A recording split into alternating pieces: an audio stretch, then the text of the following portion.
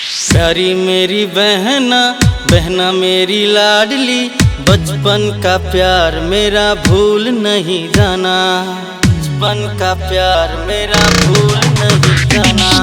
प्यारी मेरी बहना, बहना मेरी लाडली, बचपन का प्यार मेरा भूल नहीं जाना। जैसा मेरा प्यार है बहना तुझसे किया है, बचपन का प्यार मेरा भूल नहीं जाना, भूल नहीं जाना।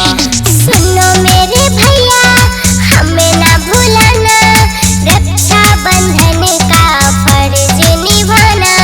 राखी का त्योहार है, भाई बहन का प्यार है, बचपन का प्यार भैया भूल नहीं जाना। प्यारी मेरी बहना, बहना मेरी लाडली, बचपन का प्यार मेरा भूल नहीं जाना।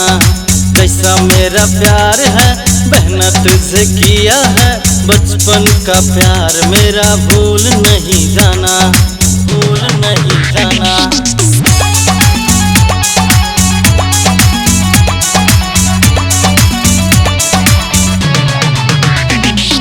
पूछो ना बहना तुझे कितना है चाहा, देखो ना तुझको तो दिल घबराता, देखो ना तुझको तो दिल घबराता। पूछो ना बहना तुझे कितना है चाहा, देखो ना तुझको तो दिल घबराता। सोना जैसा रूप है सबसे अच्छी तू है, रक्षा बंधन का लाज निभाना पड़ेगा।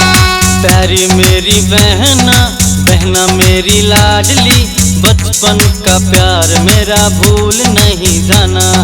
प्यारी मेरी बहना, बहना मेरी लाडली, बचपन का प्यार मेरा भूल नहीं जाना, बचपन का प्यार मेरा भूल नहीं जाना।